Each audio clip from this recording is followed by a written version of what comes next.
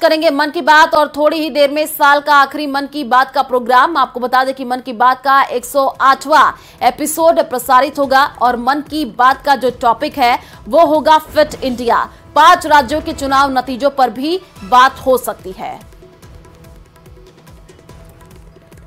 तो प्रधानमंत्री नरेंद्र मोदी मन की बात करेंगे और मन की बात का 108वां एपिसोड प्रसारित होगा। आपको बता दें कि मन की बात का आज जो टॉपिक है वो फिट इंडिया रहने वाला है।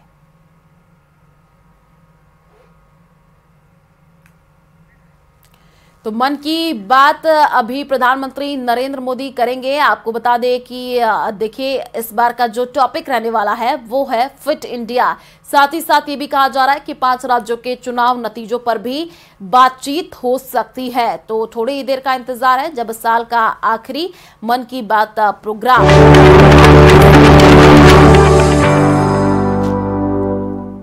मेरे प्यारे देशवासियों, नमस्ते, नमस्कार। मन की बात यानी आपके साथ मिलने का एक शुभ अवसर और अपने परिवारजनों के साथ जब मिलते हैं तो कितना सुखद होता है, कितना संतोषदायी होता है। मन की बात के द्वारा आपसे मिलकर मैं यही अनुभूति करता हूं। और आज तो हमारी साझा यात्रा का ये 108वां एपिसोड है। हमारे यहाँ 108 अंक का महत्व, उसकी पवित्रता एक गहन अध्ययन का विषय है। माला में 108 मन के, 108 बार जप, 108 दिव्य क्षेत्र, मंदिरों में 108 सीढ़ियां, 108 घंटियां। 108 का ये अंक असीम आस्था से जुड़ा हुआ है। इसलिए मन की बात का 108वां एपिसोड मेरे लिए और खास हो गया है। इन 108 एपिसोड्स में हमने जन भागीदारी के कितने ही उदाहरण देखे हैं, उनसे प्रेरणा पाई है। अब इस पड़ाव पर पहुंचने के बाद हमें नए सिरे से नई ऊर्जा के साथ और तेज गति से बढ़ने का संकल्प लेना है। और ये कितना सुखद संयोग है कि कल का सूर्योदय 2024 का प्रथम सूर्योदय होगा। हम वर्ष 2024 में प्रवेश कर चुके होंगे। आप सभी को 2024 की बहुत बहुत शुभकामनाएं। साथियों, मन की बात सुनने वाले कई लोगों ने मुझे पत्र लिखकर अपने यादगार पल साझा किए हैं। ये 140 करोड़ भारतीयों की ताकत है कि इस वर्ष हमारे देश ने कई विशेष उपलब्धियां हासिल की है। इसी साल नारी शक्ति वंदन अधिनियम पास हुआ, जिसकी प्रतीक्षा बरसों से थी। बहुत सारे लोगों ने पत्र लिखकर भारत के 5वीं सबसे बड़ी अर्थव्यवस्था बनने पर खुशी जाहिर की। अनेक लोगों ने मुझे G20 समिट की सफलता याद दिलाई। साथियों, आज भारत का कोना कोना आत्मविश्वास से भरा हुआ है। विकसित भारत की भावना से, आत्मनिर्भरता की भावना से ओतप्रोत है। 2024 में भी हमें इसी भावना और मोमेंटम को बनाए रखना है। दिवाली पर रिकॉर्ड कारोबार ने ये साबित किया कि हर भारतीय वोकल फॉर लोकल के मंत्र को महत्व दे रहा है। साथियों, आज भी कई लोग मुझे चंद्रयान 3 की सफलता को लेकर संदेश भेजते रहे हैं। मुझे विश्वास है कि मेरी तरह आप भी हमारे वैज्ञानिकों और विशेषकर महिला वैज्ञानिकों को लेकर गर्व का अनुभव करते होंगे। साथियों, जब नाटू नाटू को ऑस्कर मिला तो पूरा देश खुशी से झूम उठा। द एलिफेंट विस्परर्स को सम्मान की बात जब सुनी तो कौन खुश नहीं हुआ। इनके माध्यम से दुनिया ने भारत की क्रिएटिविटी को देखा और पर्यावरण के साथ हमारे जुड़ाव को समझा। इस साल स्पोर्ट्स में भी हमारे एथलीटों ने जबरदस्त प्रदर्शन किया। एशियन गेम्स में हमारे खिलाड़ियों ने 107 और एशियन पैरा गेम्स में 111 मेडल जीते। क्रिकेट वर्ल्ड कप में भारतीय खिलाड़ियों ने अपने प्रदर्शन से सबका दिल जीत लिया। अंडर 19 T20 वर्ल्ड कप में हमारी महिला क्रिकेट टीम की जीत बहुत प्रेरित करने वाली है। कई खेलों में खिलाड़ियों की उपलब्धियों ने देश का नाम बढ़ाया। अब 2024 में पेरिस ओलंपिक का आयोजन होगा, जिसके लिए पूरा देश अपने खिलाड़ियों का हौसला बढ़ा रहा है। साथियों, जब भी हमने मिलकर प्रयास किया, हमारे देश की विकास यात्रा पर बहुत सकारात्मक प्रभाव हुआ। हमने आजादी का अमृत महोत्सव और मेरी माटी मेरा देश ऐसे सफल अभियान का अनुभव किया। इसमें करोड़ों लोगों की भागीदारी के हम सब साक्षी हैं। 70,000 अमृत सरोवरों का निर्माण भी हमारी सामूहिक उपलब्धि है। साथियों, मेरा ये विश्वास रहा है कि जो देश इनोवेशन को महत्व नहीं देता, उसका विकास रुक जाता है। भारत का इनोवेशन हब बनना इस बात का प्रतीक है कि हम रुकने वाले नहीं हैं। 2015 में हम ग्लोबल इनोवेशन इंडेक्स में 81वें रैंक पर थे। आज हमारी रैंक 40 है। इस वर्ष भारत में फाइल होने वाले पेटेंट की संख्या ज्यादा रही, जिनमें करीब 60% डोमेस्टिक फर्म्स के थे। क्यूएस एशिया यूनिवर्सिटी रैंकिंग में इस बार सबसे अधिक संख्या में भारतीय यूनिवर्सिटी शामिल हुई है। अगर इन उपलब्धियों की लिस्ट बनाना शुरू करें तो ये कभी पूरी ही नहीं होगी। ये तो सिर्फ एक झलक है।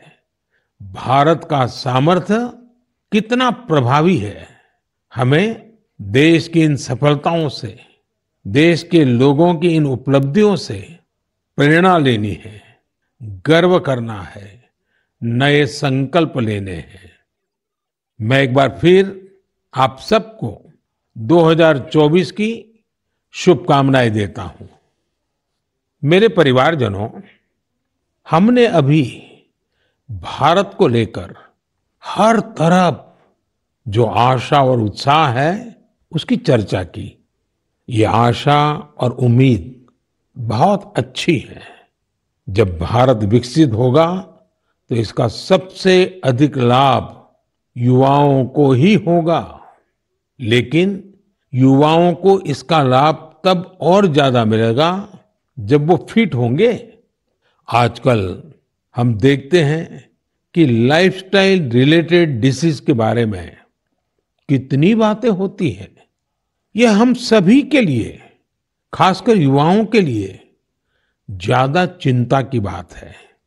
इस मन की बात के लिए मैंने आप सभी से फिट इंडिया से जुड़े इनपुट भेजने का आग्रह किया था। आप लोगों ने जो रिस्पांस दिया, उसने मुझे उत्साह से भर दिया है।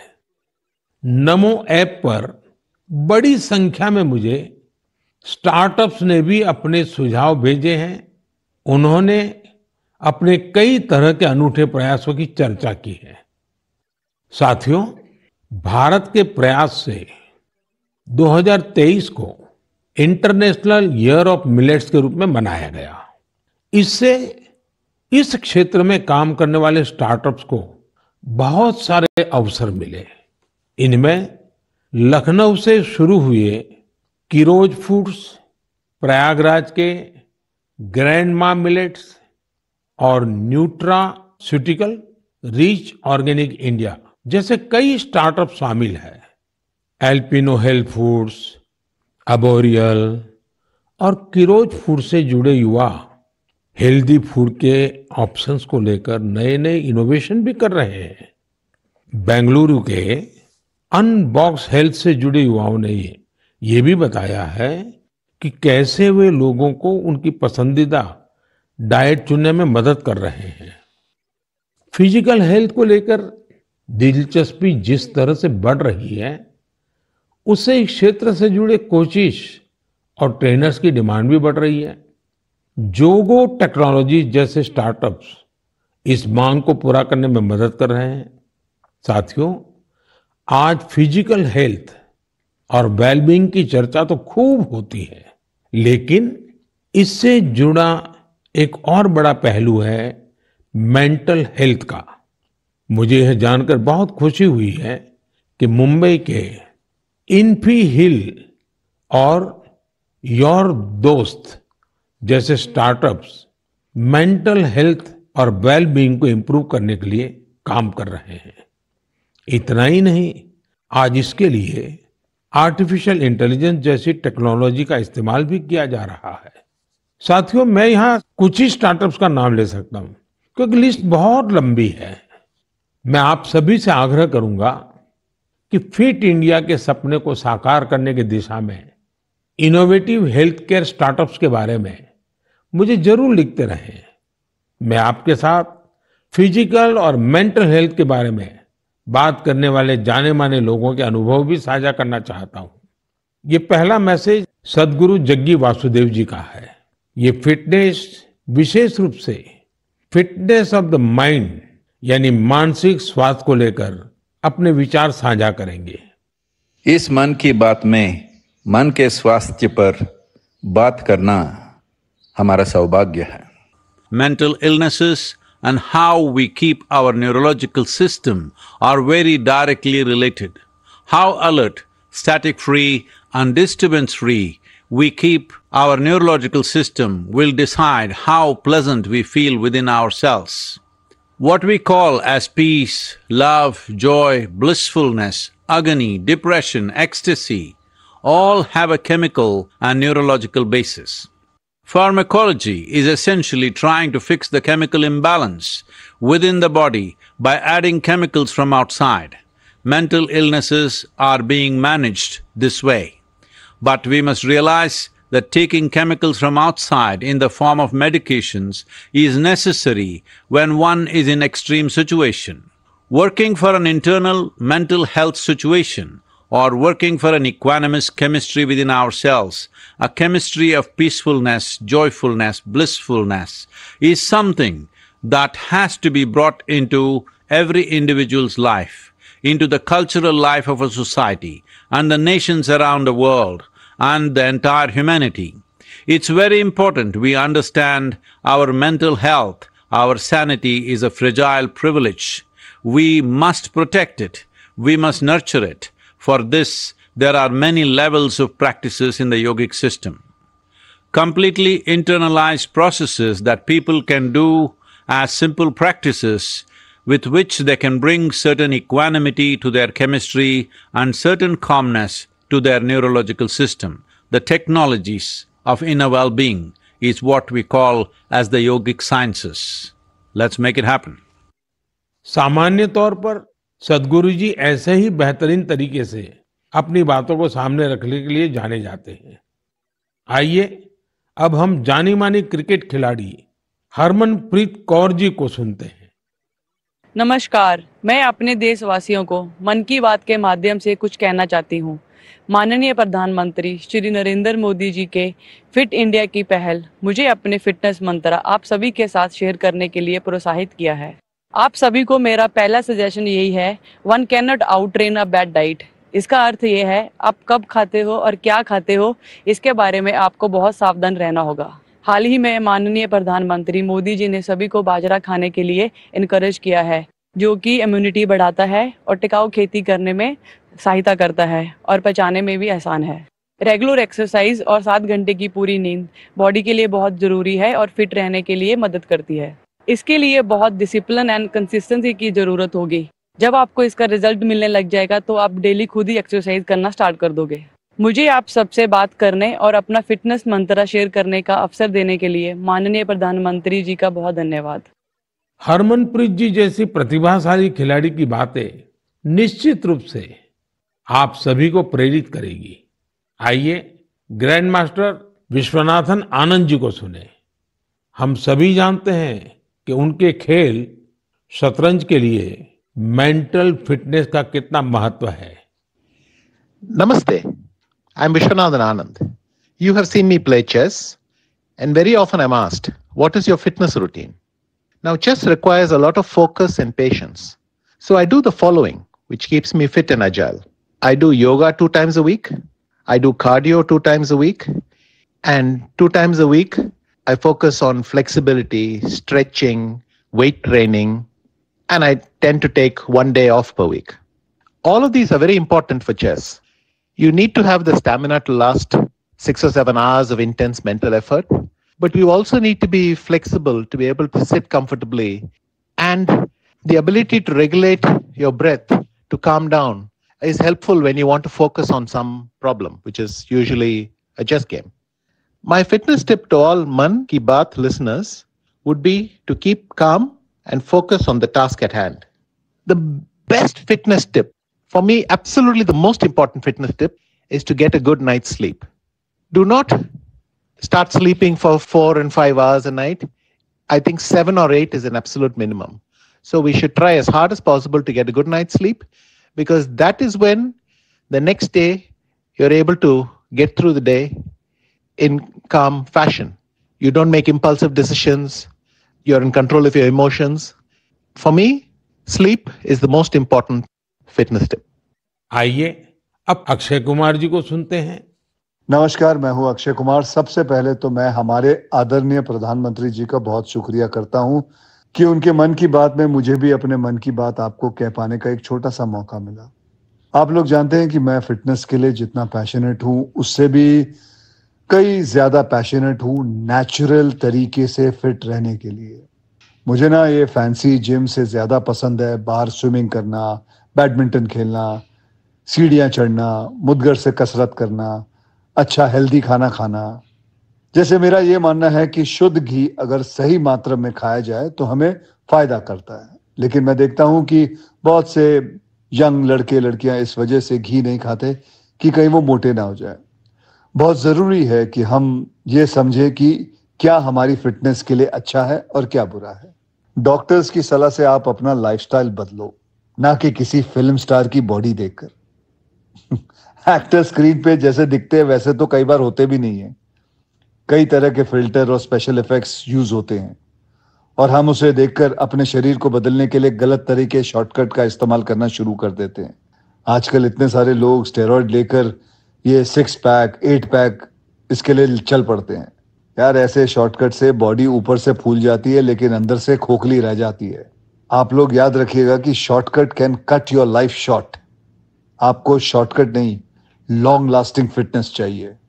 दोस्तों, फिटनेस एक तरह की तपस्या है, इंस्टेंट कॉफी या 2 मिनट का नूडल नहीं है। इस नए साल में अपने आप से वादा करो, नो केमिकल्स, नो शॉर्टकट, कसरत, योग, अच्छा खाना, वक्त पे सोना, थोड़ा मेडिटेशन और सबसे जरूरी, जैसे आप दिखते हो ना, उसे खुशी से एक्सेप्ट करो। आज के बाद फिल्टर वाली लाइफ नहीं, फिटर वाली लाइफ जियो। Take care. जय महाकाल। इस सेक्टर में कई और स्टार्टअप्स हैं, इसलिए मैंने सोचा कि एक युवा स्टार्टअप फाउंडर से भी चर्चा की जाए जो इस क्षेत्र में बेहतरीन काम कर रहे हैं। नमस्कार, मेरा नाम ऋषभ मल्होत्रा है और मैं बैंगलोर का रहने वाला हूं। मुझे ये जानकर बेहद खुशी हुई कि मन की बात में फिटनेस पर चर्चा हो रही है। मैं खुद फिटनेस की दुनिया से बिलोंग करता हूं और बैंगलोर में हमारा एक स्टार्टअप है जिसका नाम है तगड़ा रहो। हमारा स्टार्टअप भारत के पारंपरिक व्यायाम को आगे लाने के लिए बनाया गया है। भारत के पारंपरिक व्यायाम में एक बहुत ही अद्भुत व्यायाम है जो है गदा व्यायाम, और हमारा पूरा फोकस गदा और मुग्दर व्यायाम पर ही है। लोगों को जानकर आश्चर्य होता है कि आप गदा से सारी ट्रेनिंग कैसे कर लेते हैं। मैं ये बताना चाहूंगा कि गदा व्यायाम हजारों साल पुराना व्यायाम है और ये हजारों सालों से भारत में चलता आ रहा है। आपने इसे छोटे बड़े अखाड़ों में देखा होगा और हमारे स्टार्टअप के माध्यम से हम इसे एक आधुनिक फॉर्म में वापस लेके आए हैं। हमें पूरे देश से बहुत प्यार मिला है, बहुत अच्छा रिस्पांस मिला है।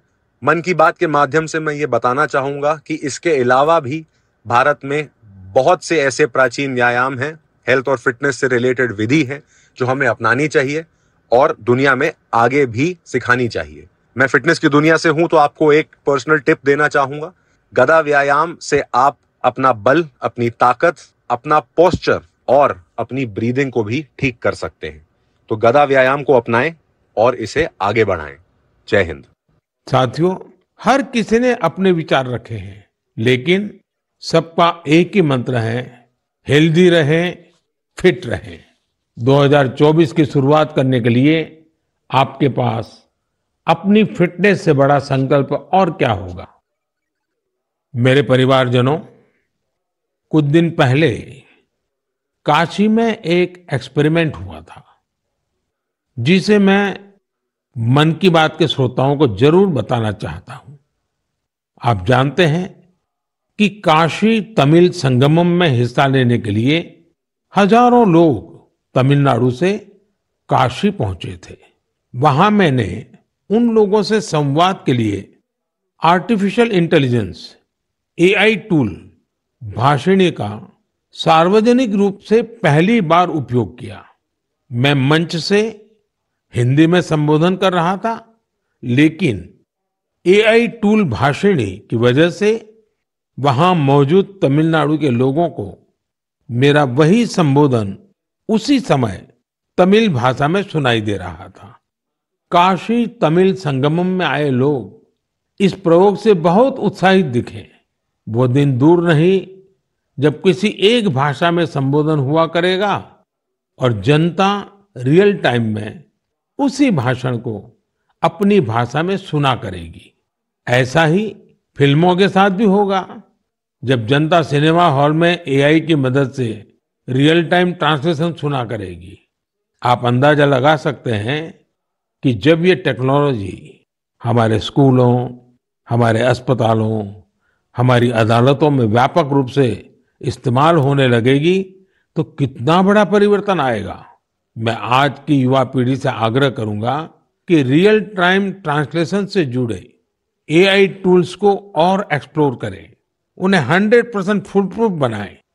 साथियों, बदलते हुए समय में हमें अपनी भाषाएं बचानी भी हैं और उनका संवर्धन भी करना है।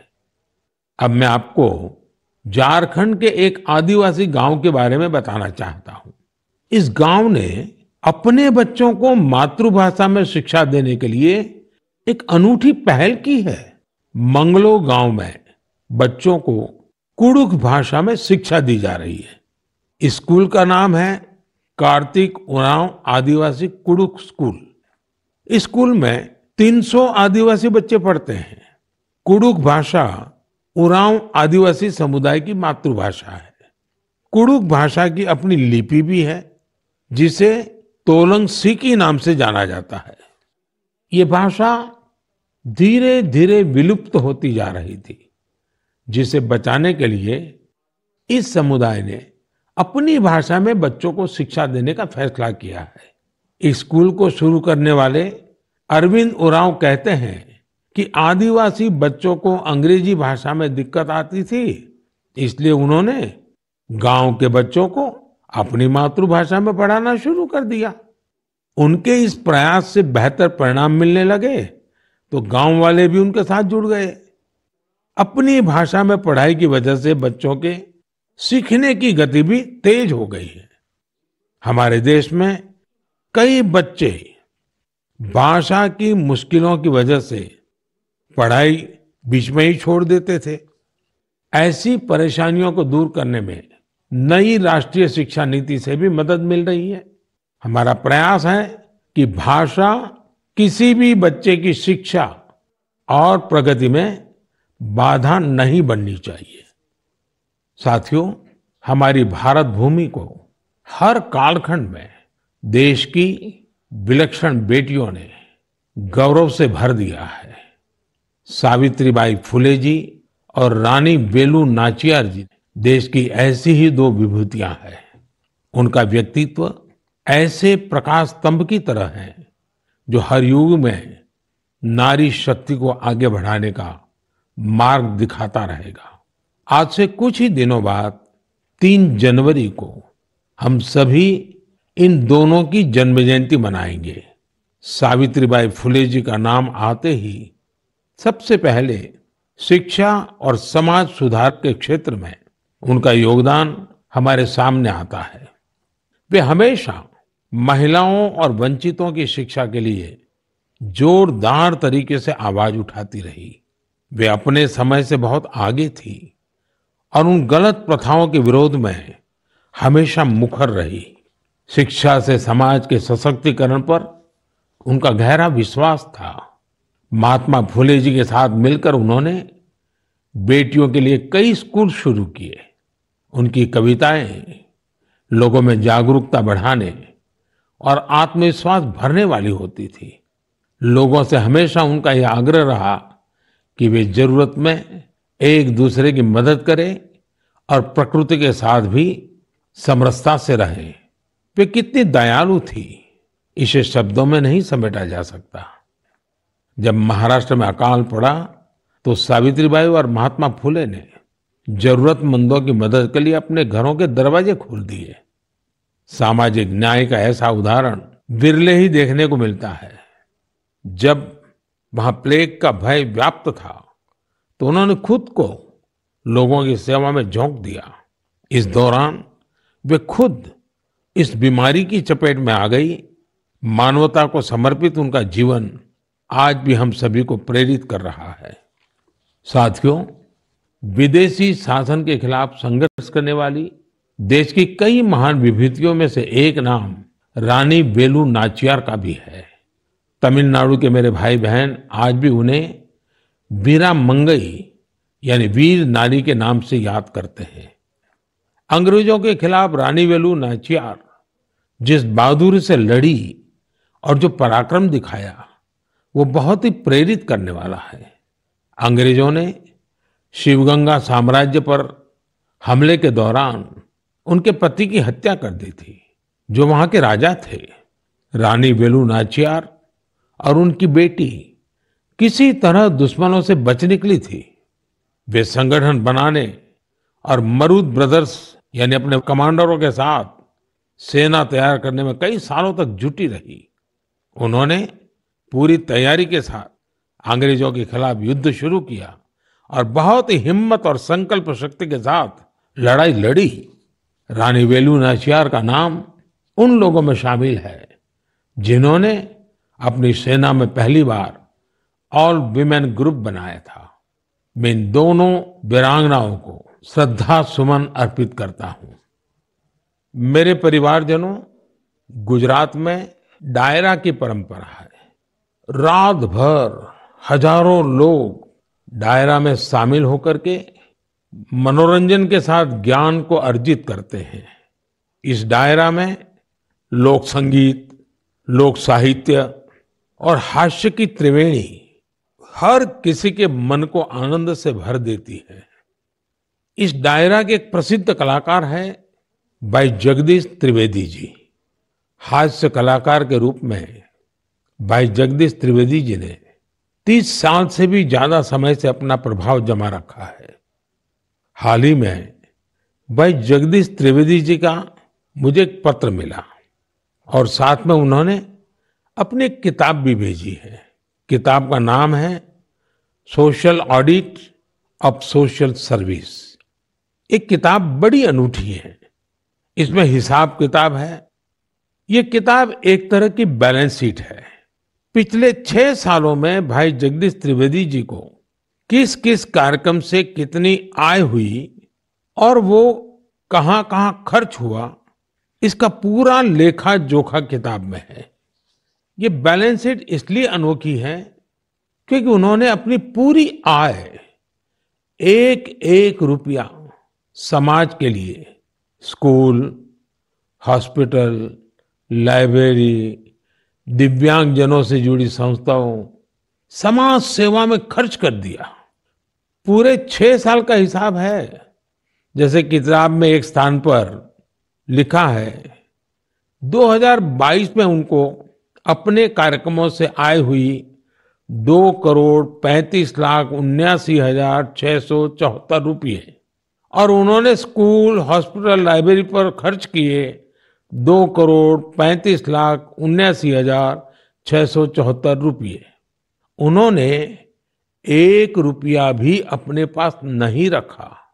दरअसल इसके पीछे भी एक दिलचस्प वाकया है। हुआ यूं कि एक बार भाई जगदीश त्रिवेदी जी ने कहा कि जब 2017 में वो 50 साल के हो जाएंगे तो उसके बाद उनके कार्यक्रमों से होने वाली आय को वो घर नहीं ले जाएंगे बल्कि समाज पर खर्च करेंगे। 2017 के बाद से अब तक वो लगभग 8.25 करोड़ रुपए अलग अलग सामाजिक कार्यों पर खर्च कर चुके हैं।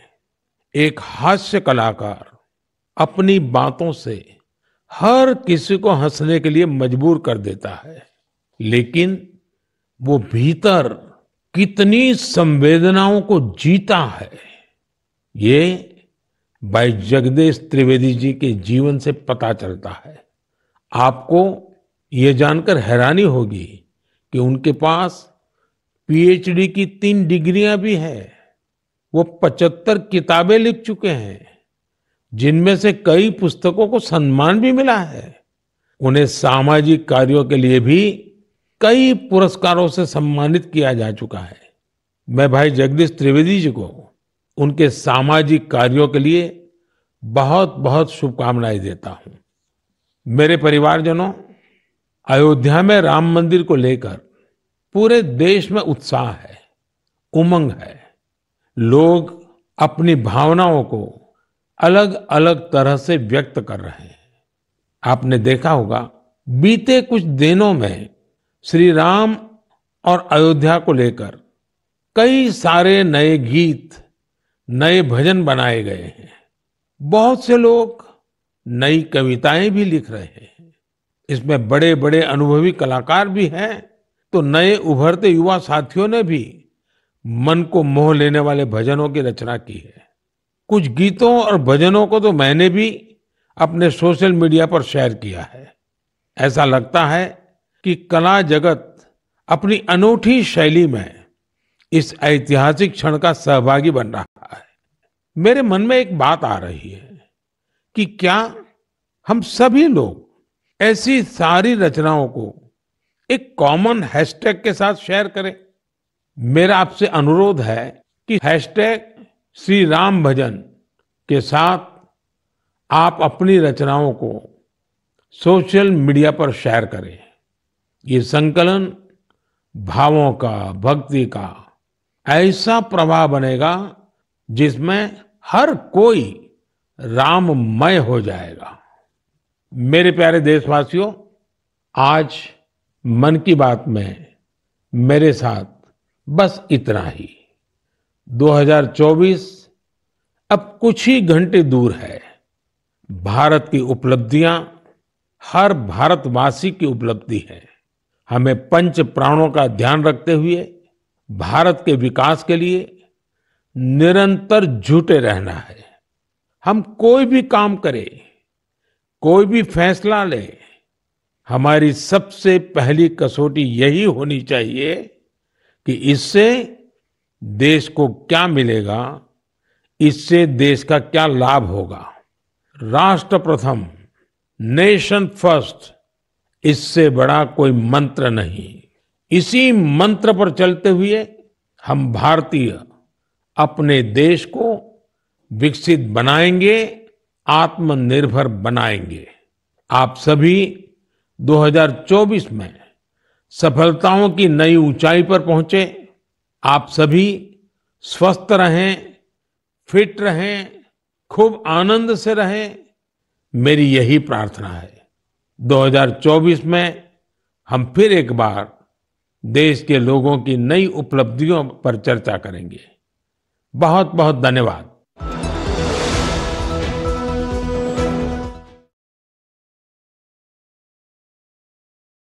108 अंक का महत्व, उसकी पवित्रता।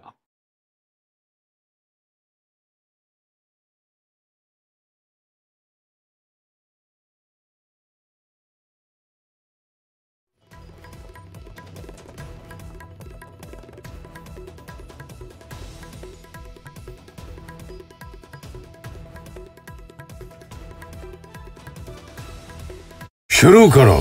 तो डॉक्टर किरोड़ी लाल मीणा ने सबसे पहले शपथ ली, उसके बाद गजेंद्र सिंह शेखावत ने भी, लोहावट से विधायक हैं, बतौर कैबिनेट मंत्री इन्होंने भी शपथ ली है।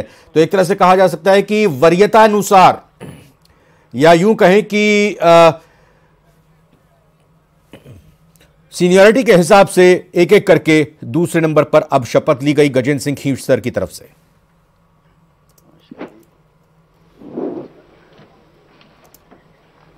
श्री राज्यवर्धन सिंह जी राठौड़।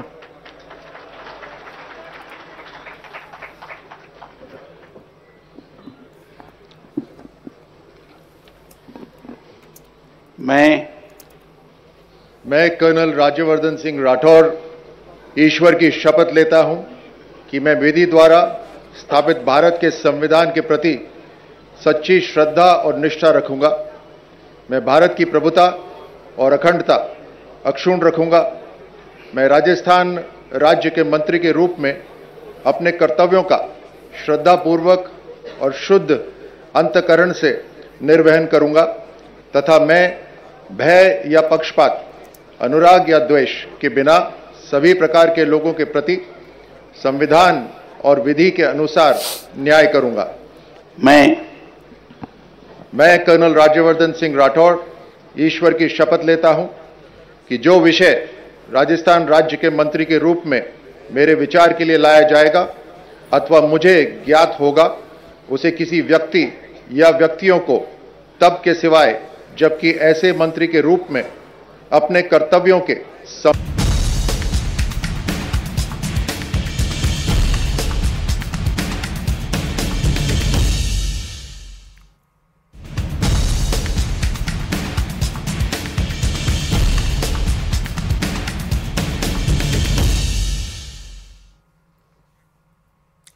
ब्रेक के बाद आपका स्वागत है। तो चलिए रुक करते अगली खबर की ओर। असम के मखमली धोरो में नववर्ष का वेलकम करने हजारों देसी और विदेशी पर्यटक स्वर्ण नगरी जैसलमेर पहुंच रहे हैं।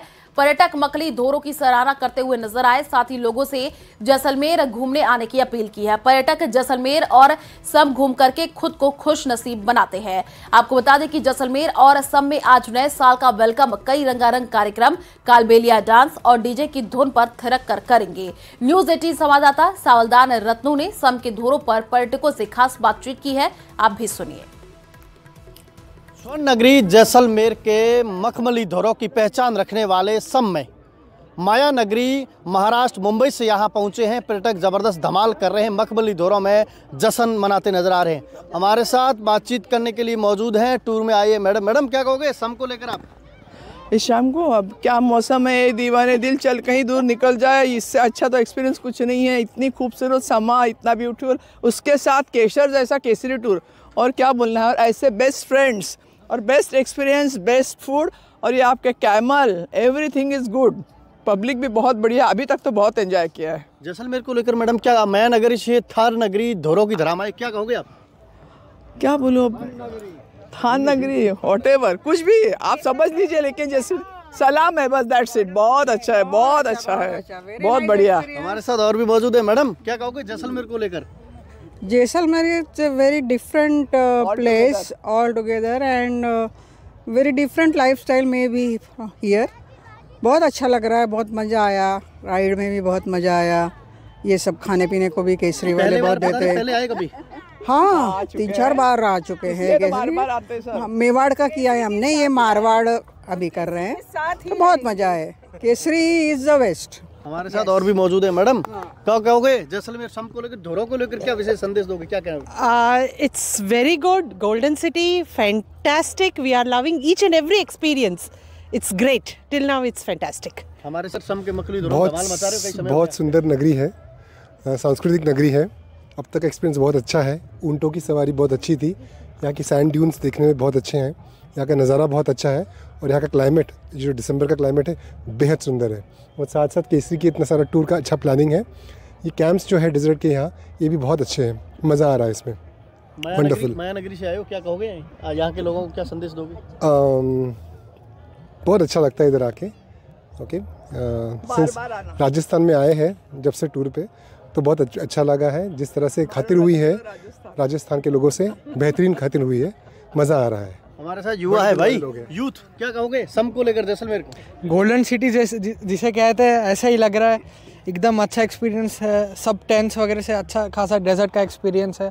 कैमल राइड से, इंडिया में वैसे भी ज़्यादा डेजर्ट नहीं है, एक अच्छा खासा डेजर्ट है, इससे मज़ा आता है बहुत। हमारे साथ है बिटिया, सम के दौरों में क्या किया आपने, वो बताइए आप तो। मैंने बहुत मज़ा किया इधर, मैंने कल स्विमिंग भी किया और आज मैंने कैमल राइड किया तो बहुत मज़ा आया। और भी मौजूद है, क्या कहोगी बिटिया, क्या कहोगी सम को लेकर? आप घूमने आए हो, क्या कहना है? बहुत अच्छा लगा मुझे यहाँ घूम के, और इस ऊंट की सवारी में तो बहुत ही अच्छा लगा। ये दौरे कैसे? दौरे बहुत अच्छे। अच्छा, कैमल राइड भी सब लोगों की हो गई है, तो बहुत ही मज़ा कर रहे हैं सब लोग। Hip hip hip hip. Jaisalmer को लेकर आप क्या कहोगे विशेष? जैसलमेर में 10 साल से यहाँ पे आ रहा हूँ, तो यहाँ की जो ब्यूटी, नेचुरल ब्यूटी है तो बहुत ही अच्छे है, बहुत सारा बदला हुआ है। और यहाँ की जो टेंट वगैरह है काफ़ी बदला हुआ है और काफ़ी अच्छा लगता है जैसलमेर। एक बार आएंगे तो कुछ लोग बार बार बताएंगे कि एक बार जैसलमेर विज़िट करना चाहिए, क्योंकि इतनी अच्छी नेचुरल ब्यूटी। हमारे जैसे दुबई में सब लोग जाते हैं डेजर्ट सफारी के लिए, तो ये इंडिया की डेजर्ट सफारी है, तो ये देख के काफ़ी लोग खुश हो जाते हैं। हमारे साथ थे न्यूज 18 राजस्थान से माया नगरी, मुंबई से, महाराष्ट्र से यहाँ पर्यटक पहुंचे और ज़बरदस्त सम में से धोरों में उत्साह के साथ जश्न मना रहे हैं। कैमरामैन चंद्रमन के साथ सावल दर्तू, न्यूज 18 राजस्थान, जैसलमेर।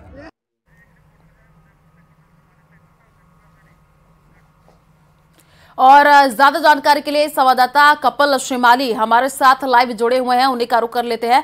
कपिल, देखिए नए साल पर अब पर्यटकों के पहुंचने का सिलसिला भी देखने को मिल रहा है, और वैसे भी जो तस्वीर अभी हमने देखी उसमें सावधान ने जो रिपोर्ट दिखाई उसमें देखने को मिला कि पर्यटक बहुत खुश नजर आ रहे हैं और यही कह रहे हैं कि जैसलमेर ऐसी नगरी है, एक बार आए तो बार बार आए, जरूर आए। तो काफी पर्यटक पहुंच रहे हैं, अभी क्या तस्वीर देखने को मिल रही है? जी बिल्कुल, देखिए उदयपुर भी पर्यटकों की नगरी है और हर वर्ष की तरह इस वर्ष भी पुराने साल को अलविदा कहने और नए वर्ष का स्वागत करने के लिए पर्यटकों का हुजूम उदयपुर में मौजूद है। हम इस समय फतेह सागर झील पर मौजूद है और यहाँ पर क्योंकि उदयपुर झीलों का शहर है, तो ऐसे में यहाँ जो पर्यटक आता है वो इन खूबसूरत झीलों में बोटिंग करने से नहीं चूकता। और यहाँ बोटिंग पॉइंट पर फतेह सागर पर आप देख सकते हैं कि बड़ी तादाद में पर्यटक मौजूद हैं। कई घंटों के इंतजार के बाद में बोटिंग का नंबर जो है वो पर्यटकों का आ रहा है और ये पर्यटकों की नगरी है, यहाँ का व्यवसाय भी पर्यटकों से फलता फूलता है। तो आप देखिए कि जैसे जैसे कतार में नंबर आ रहा है, लोग बोटिंग के लिए आगे जा रहे हैं और बोटिंग का पूरा लुत्फ उठाते हुए यहाँ पर नजर आ रहे हैं। तो उदयपुर में भी पर्यटक काफी खुश हैं। किस तरह से पर्यटकों का माहौल है आज? जैसे कि पिछली साल से अधिक ही माहौल है, जैसे नए साल का और 3 तारीख से इसका और ज़्यादा लेवल बढ़ेगा। अच्छा, तो पर्यटक जो यहाँ आ रहे हैं किस तरह से फील कर रहे हैं? बहुत ही ज़्यादा फील कर रहे हैं, एंजॉय ले रहे हैं और स्पीड बोट में घूम रहे हैं, नॉर्मल बोट में घूम रहे हैं। जैसे कि बिल्कुल देखिए, ये देखिए आप किस तरह से मजा लेते हैं। स्पीड बोट में कुछ पर्यटक यहाँ से बोटिंग पॉइंट से रवाना हुए हैं और अभी आप देखिए कि इस दूसरी ओर में दिखाऊंगा कई सारे पर्यटक जो हैं वो अपनी बारी का इंतजार कर रहे हैं। कुछ पर्यटकों से बात करने की भी कोशिश करेंगे कि उन्होंने उदयपुर नए साल का स्वागत करने के लिए सभी लोग तैयार हैं। आप कैसे आनंद ले रहे हैं? हम तो बहुत अच्छा आनंद ले रहे हैं और काफ़ी हर्ष उल्लास के साथ हमें अपने नए साल मनाने की एक तमन्ना भी है और काफ़ी हमें अच्छा भी लग रहा है। कहाँ से आप? कहाँ से? We are from Bangladesh. कैसा लग रहा है उदयपुर? It feels wonderful. अच्छा, बोटिंग किए आप करेंगे? No, we are about to start. बिल्कुल देखिए, बाहर से भी पर्यटक यहाँ पर आए हैं, काफी खुश महसूस कर रहे हैं और ये आप संख्या देखिए कि काफी तादाद में पर्यटक यहाँ पर मौजूद हैं जो इंतजार कर रहे हैं अपनी बारी का। और उदयपुर क्योंकि देखिए हमने पहले भी बताया कि ये पर्यटकों की नगरी है, झीलों का शहर है, तो ऐसे में ना सिर्फ स्पीड बोट से बल्कि आप देखिए कि दूसरी बोट जो कि झील में करीबन 1 घंटे से ज्यादा का समय बिताती, उन बोट में भी पर्यटकों की काफी संख्या यहाँ पर मौजूद है। अभी आप स्पीड बोट में जाकर आए, कैसा लगा? बहुत बढ़िया। उदयपुर कैसा लगा? बहुत सुंदर। क्या कहेंगे, नया साल आने वाला है, आज आखिरी दिन है? हाँ बिल्कुल आखिरी दिन है आज, आप उनसे पूछिए। बिल्कुल, क्या कहना चाहेंगे? अभी स्पीड बोट में आप आनंद लेके आए? मैं ये कहना चाहूँगा कि जितने पैसे ले रहे हैं उसमें एक चक्कर नहीं, कम से कम 2 चक्कर लगाना चाहिए, है ना। मतलब सेटिस्फेक्शन नहीं हुआ मुझे अभी। आनंद आया कि नहीं आया? आनंद तो बहुत आया, बहुत ही आनंद आया, अल्टीमेट आनंद आया। उदयपुर कैसा लगा? बहुत ज़्यादा अच्छा, हमारा तो ड्रीम था उदयपुर आना, हम कितने साल से प्लान कर रहे थे। हम ग्वालियर से आए हैं। आज जिस साल का आखिरी दिन है, नए साल का स्वागत किस तरह से करने की तैयारी? हम तो यहीं पर घूमने वाले हैं, हमने प्लान किया है कि हाँ। देखिए पर्यटक काफी खुश हैं, काफी बड़ी तादाद में पर्यटकों की मौजूदगी यहाँ पर इस समय है और जैसे जैसे पर्यटकों का बोटिंग के लिए नंबर आ रहा है यहाँ पर पहुँच रहे हैं। कुछ और उनसे बात करेंगे। कहाँ से आए हैं? दिल्ली। कैसा लग रहा है उदयपुर घूमकर? अच्छा लग रहा है सर। बोटिंग करना है? हाँ। आप क्या कहना चाहेंगे उदयपुर के बारे में? उदयपुर अच्छा है, पर ऐसे सुबह से शाम तक बहुत गर्म। कल हम लोग आए तो हमें नहीं पसंद आया था, लेकिन आज यहाँ पे आके अच्छा लग रहा है। वेरी नाइस, मजा आ रहा है। झील किनारे काफी आनंद आ रहा है। और अभी मौसम की अगर मैं बात करूंगा तो आप देखिए कि सुबह से कोहरा था, अभी कुछ समय पहले ही सूर्यदेव के दर्शन हुए। सुबह से यहाँ पर सूर्यदेव के दर्शन नहीं हुए थे, चारों ओर कोहरा छाया हुआ था और अभी भी जो अरावली की पहाड़ियां इस फतेहसागर झील के आसपास है, कोहरे के आगोश में छुपी हुई है। तो ये जो खूबसूरत मौसम है, ये पर्यटकों की जो उदयपुर के प्रति दीवानगी है उसको और बढ़ा रही है और पर्यटक जो कि झीलों के किनारे पहुंच रहे हैं, काफी आनंद ले रहे हैं। आपको मैं एक तस्वीर और दिखाऊंगा। देखिए, स्पीड बोट जब रवाना होती है तो पर्यटकों का जो रोमांच है वो काफी ज्यादा बढ़ जाता है, क्योंकि जो स्पीड बोट का जो चालक होता है वो इस झील के अंदर बोटिंग कराने के साथ में पर्यटकों को रोमांचित महसूस कराता है। क्या कहेंगे उदयपुर के बारे में? बिल्कुल कपिल, जो तस्वीरें आप दिखा रहे हैं, पर्यटकों में काफी उत्साह नजर आ रहा है और नए स्वागत साल है और देखिए स्वागत करने के लिए लोग अब पहुंच रहे हैं लेक सिटी में और तस्वीरों के माध्यम से हम देख पा रहे हैं कि कैसे लोग यहां पर बोटिंग करते हुए नजर आ रहे हैं। शुक्रिया तमाम जानकारी साझा करने के लिए।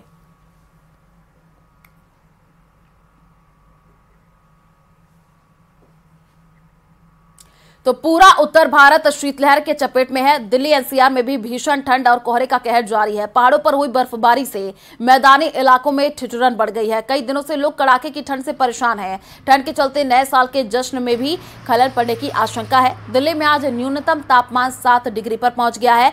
मौसम विभाग ने 2 जनवरी तक घने कोहरे और भीषण ठंड को लेकर के अलर्ट जारी किया है। घने कोहरे के चलते सड़क हादसों की संख्या भी बढ़ी है।